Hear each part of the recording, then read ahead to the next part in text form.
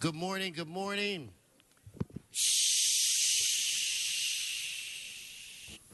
If I could have everyone take their seats.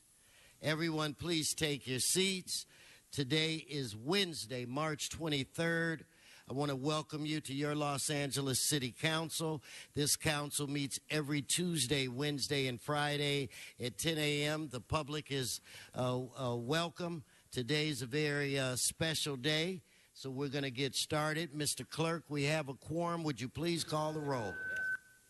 Blumenfield, Bono, Buscaino, Sadu, Engler, Fuentes, Harris, Dawson, Weezer, Koretz, Krikorian, Martinez, O'Farrell, Price, Rue, Wesson. 11 members present and a quorum, Mr. President.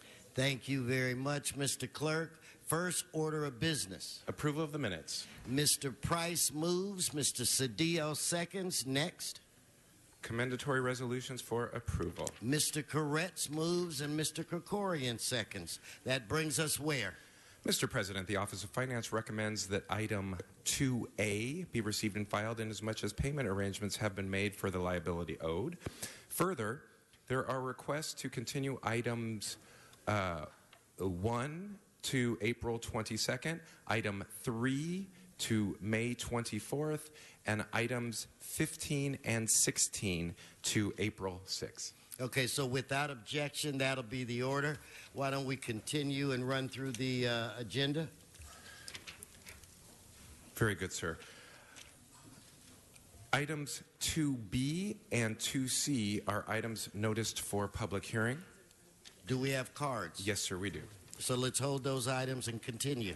Very good, sir. Items 4 through 16 are items for which public hearings have been held. Committee reports for items 4, 5, 10, and 14 have been submitted and circulated for Council's consideration. And for the record, item 5 does not contain an ordinance. Okay, let me recognize Mr. Mitch O'Farrell. Thank you, Mr. President. I request that we refer item 5 back to Plum Committee. Without objection, so ordered. Why don't we, at this time, prepare to vote? Mr. City Attorney. I would request item 4 be held on the desk. There is a substitute ordinance. Okay, and I've been informed we want to return item 12 to the Transportation Committee, and the City Attorney has requested that we hold item 4. So let's prepare members to vote on the remaining items. Let us open the roll, close the roll, tabulate the vote. 11 ayes. That brings us where, Mr. Clerk?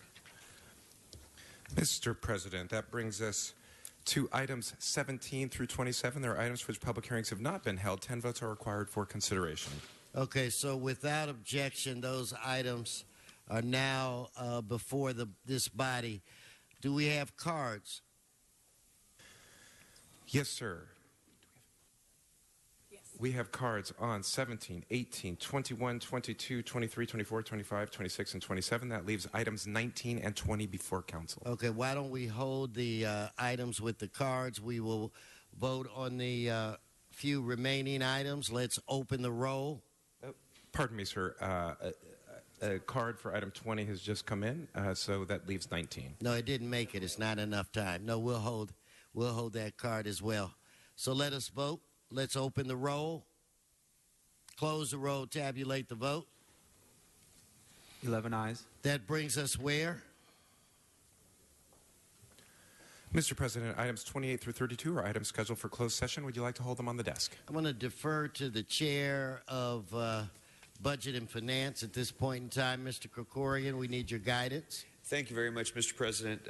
Item 28 should be considered in closed session. Items 29 through 32 have been considered by Budget and Finance, which recommends approval of the City Attorney's recommendations, and that can be done in open session unless members have questions or concerns. Okay, why don't we hold then? It was 28, and we'll move forward on the other items. Mr. Clerk? Mr. President, items 29 and 30 do have cards. A committee a committee hearing did not satisfy those Okay, matters. so then we'll hold those. Let's go with the items. Mr. Spindler, sit down. Let's go with the items Very good, sir. For item 31, in the case entitled Via Julieta versus City of Los Angeles et al., there is a recommendation to expend $298,086.01 in settlement. And for item 32, in the case entitled Justin Malone versus City of Los Angeles, there is a recommendation to expend $1.4 million in settlement. Okay, so members, on that item, let's open the roll, close the roll, tabulate the vote. 11 ayes. That brings us where? Mr. President, that takes council back to presentations or items called special. All right. At this time, members, let's begin with the presentation portion of our agenda for today. It's a very special time for us. We're going to be honoring pioneer women throughout the city of Los Angeles. We have with us today our great city attorney has come over to spend time with us. And also present is our great mayor from the city of Los Angeles. So without any further ado, I'm going to defer to Mr. Koretz. We'll start with you, Mr. Koretz.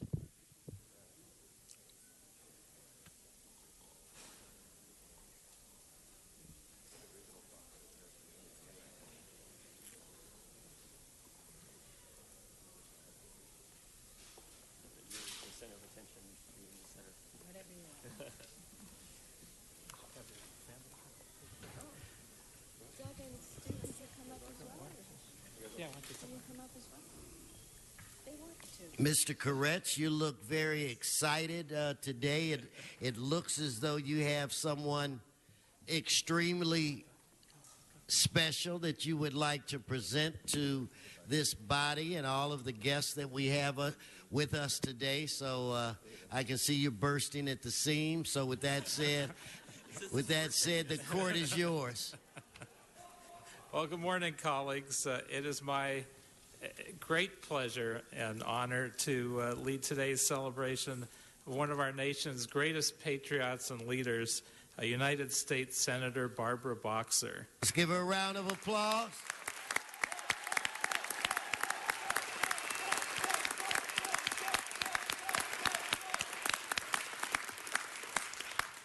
Now, before we start, I just want to note that Senator Boxer is on a very tight schedule, so I'd ask everybody that speaks to speak very briefly.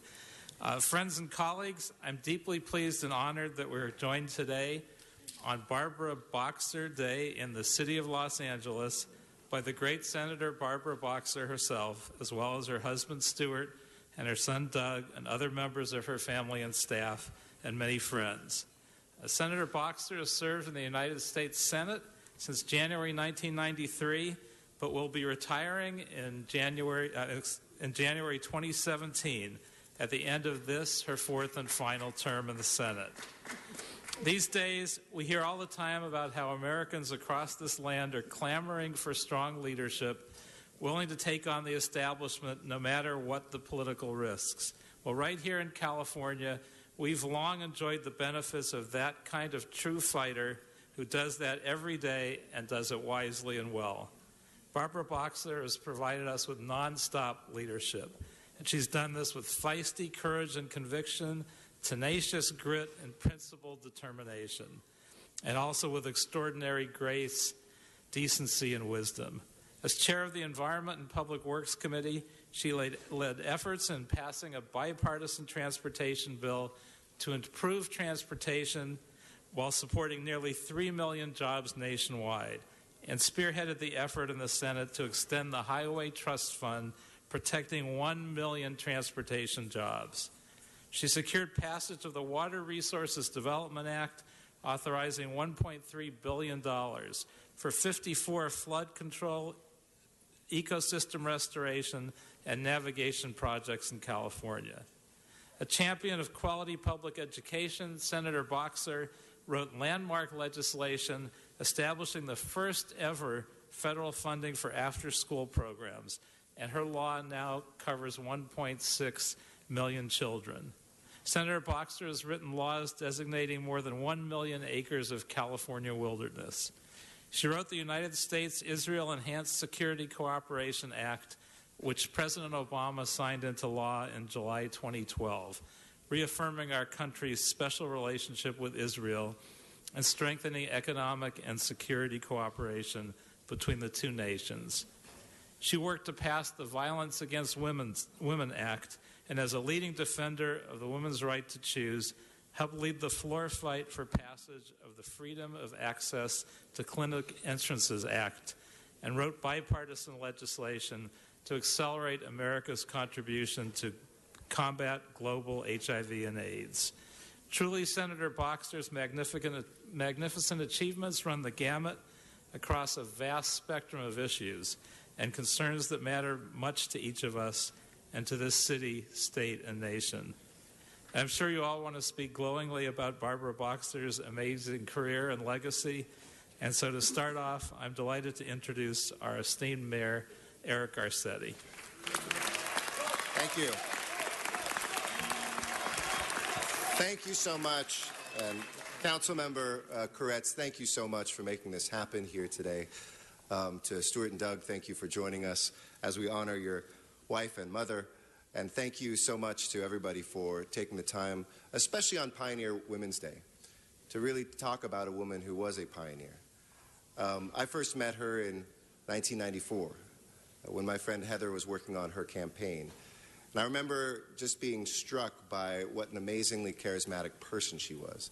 At a time back then, if you rewind, you political junkies, which is most of the folks in this room, all the slogans and logos were very traditional and always red, white, and blue. And here was this bold yellow thing with an X in the middle that changed kind of political graphics forever. There was this sense of kind of insurgency. It was the year of the woman, something that as we honor the pioneer women here today and see a council with just one woman in it, we remember is so important to breathe life into every single day. And we didn't know what to expect. We didn't know if we would win, but we saw somebody who got elected and immediately continued being the fighter that she always has been for this city and for this great state. And I know there's a lot of things that I think, thank goodness you've covered every single legislative thing she did, Paul, because we don't have to restate those. But in two areas, I just want to thank you on behalf of Los Angeles. One is your extraordinary work on the environment. The air that we breathe, the water that we drink, the open space, over 1 million acres of open space that our senator has been able to preserve for our children and our children's children forever is an extraordinary, extraordinary thing. And to look at the way, I mean, that is a legacy that you can be proud of. And convening the Senate Climate Action Task Force, when a lot of people were still climate change deniers, really changed the way that Washington began to look. Not changed enough, unfortunately. We still see folks who, as President Obama said, if you went to a doctor and 99 of them said you had diabetes and one said no, you'd probably listen to those 99. But we still have people who on the environment listen to the one or two scientists who seem to deny it. But you have been the one pushing that forward. Second, I have loved, as mayor, working with you on transportation. Because when this city stepped up and voted to tax itself, to build out lines that are now opening up, like the extension of the Gold Line out to Azusa in just over a month and a half, finally getting to the ocean, Santa Monica, for the first time in 50, 60 years.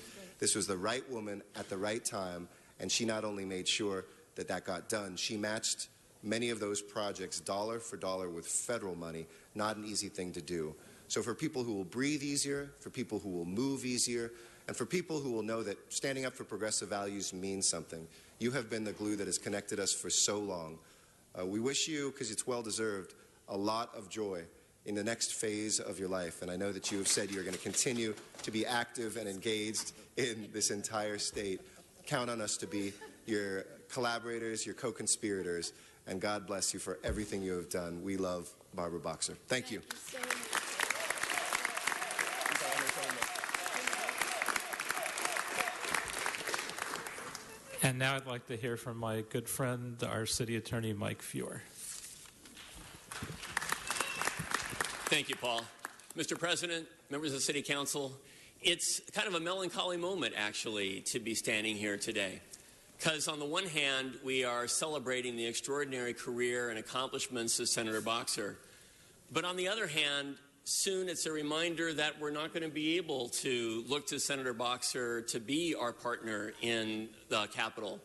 And she has been such an extraordinary partner. We've had a chance to work together on transportation, on the environment, from Aliso Canyon to Alenco here in Los Angeles. We've had a chance to work together combating gun violence. My kids still recall us being honored in San Francisco and for the first time seeing the Boxer box in action.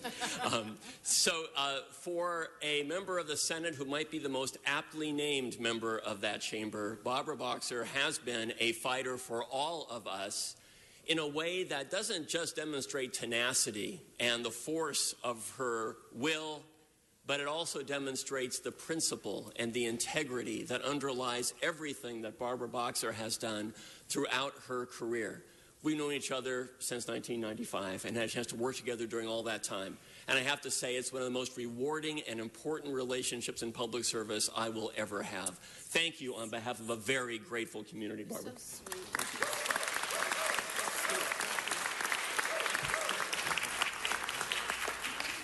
Now my good friend and City Controller, Ron Galperin.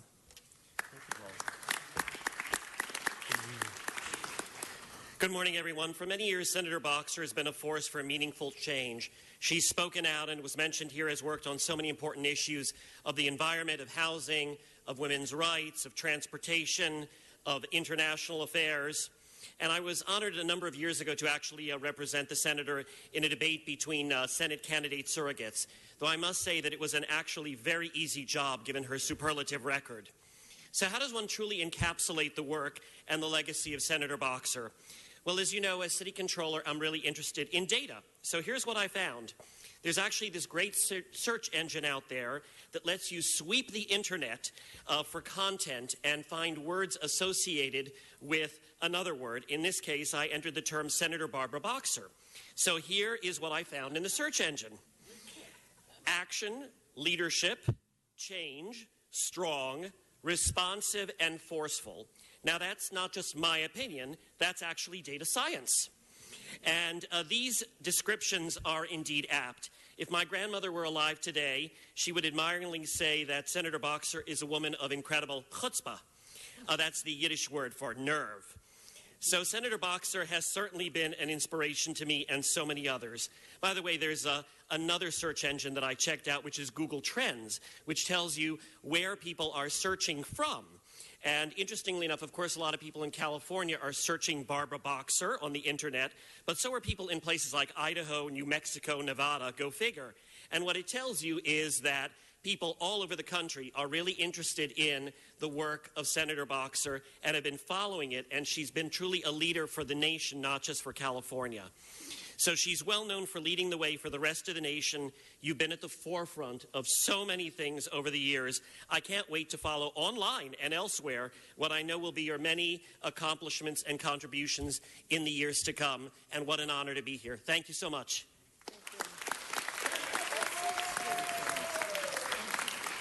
Thank you, Ron. And now let's hear from our amazing Senator, Barbara Boxer. Thank you. Oh, gee.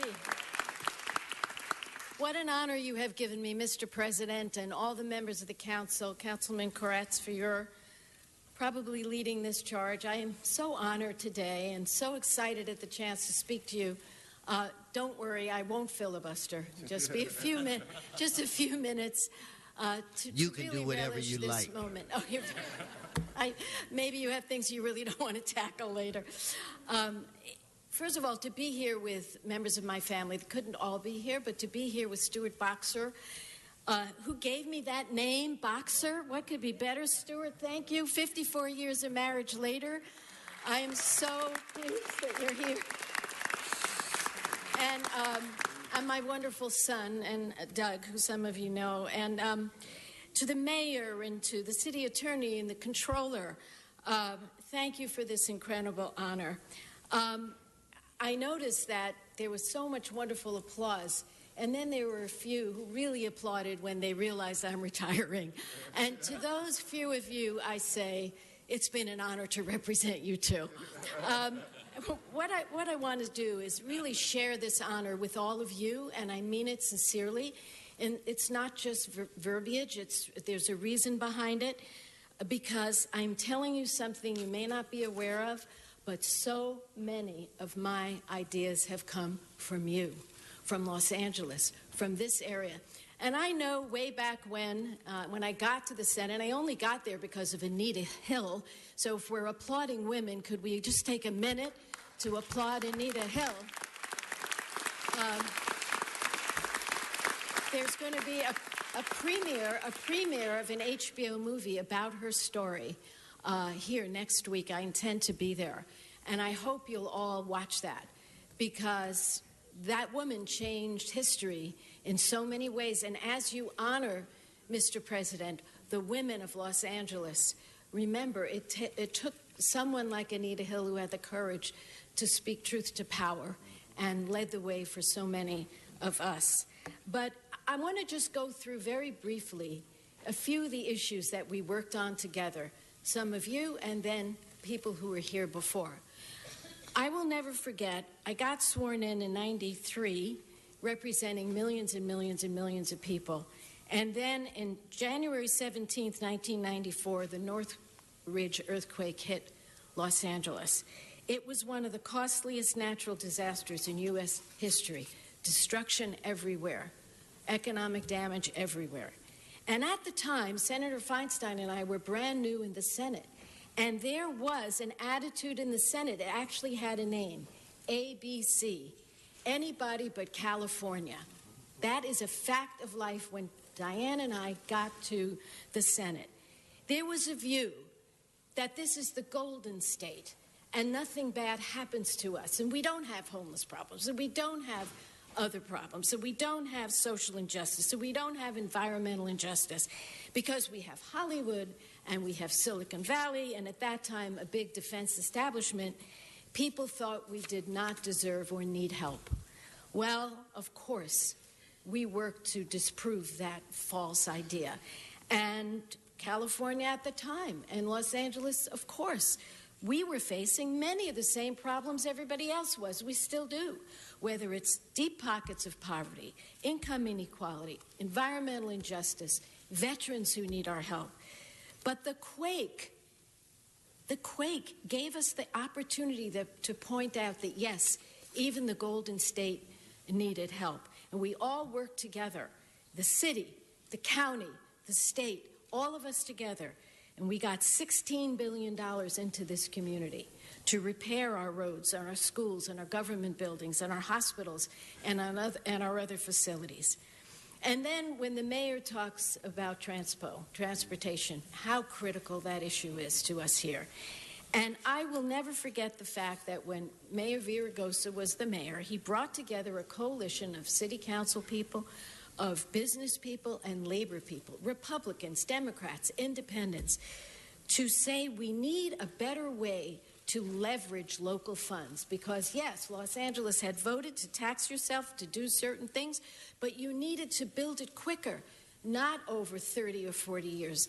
So we reimagined together the TIFIA program, which was a little small program.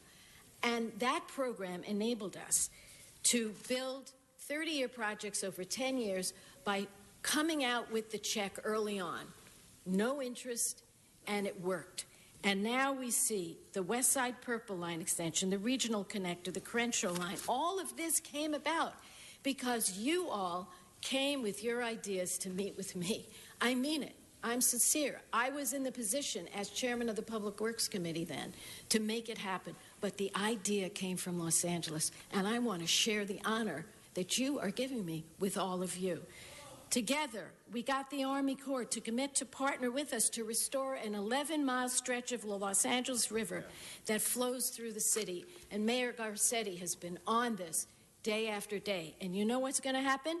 We're going to bring the LA River back to life. We'll have jobs created. We'll strengthen our economy, provide incredible recreational opportunities for local residents. And speaking of recreation, thank you for helping me stop offshore oil drilling and other destructive activities off our magnificent coastline, which draws so many tourists and provides so many jobs.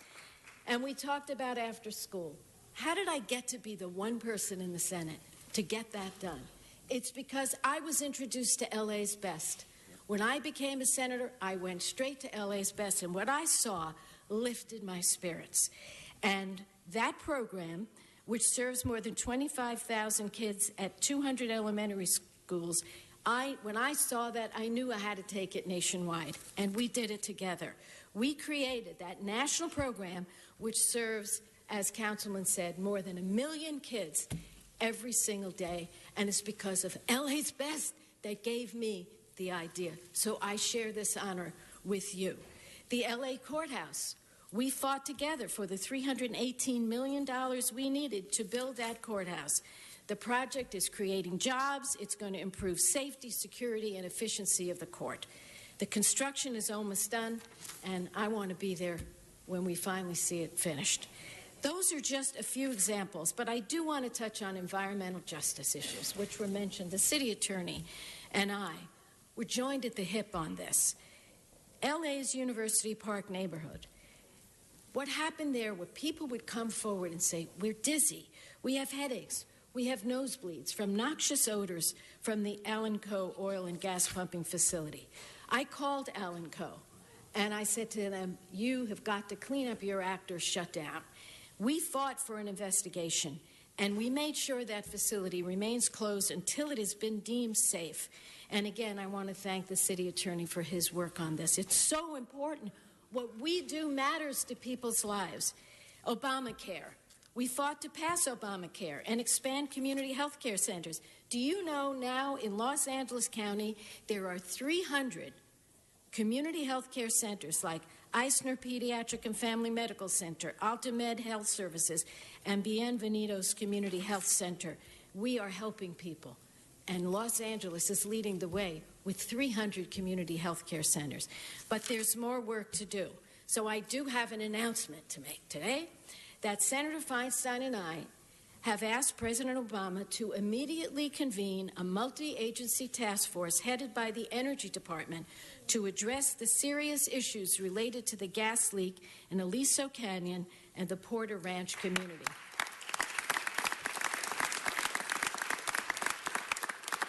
I met with the people there. I know how nervous they are about returning to their homes. And what I want to say is, I feel very good about this president. I feel he may well do this. And we will know if it's safe for people, if that plant can operate safely. And we can't rest until people are safe in their homes. We can't. So we're going to keep fighting together. I still have a few good months left. And we're going to work to pass comprehensive immigration reform so our families can come out of the shadows finally. And criminal justice reform. Cory Booker and I have a bill to help us track use of force incidents of violence involving police and the public. And we're going to fight to keep creating clean energy jobs. And I will tell you this, and I'll close with this, the words everyone waits for. And, Senator, in conclusion, while I am not running for re-election, I want you to know that I am not retiring. Sorry for those two people in the audience. Just manage me, Barbara Boxer, with no constraints, unplugged, unfiltered, uncensored. That's what's going to happen. And I'm going to keep on fighting. Thank you, Mr. President. I'm going to keep on fighting for the causes we believe in. I'm going to keep on fighting side by side with all of you to make life better, because isn't it, after all, our job? Make life better for the people we serve. So I am touched by this honor.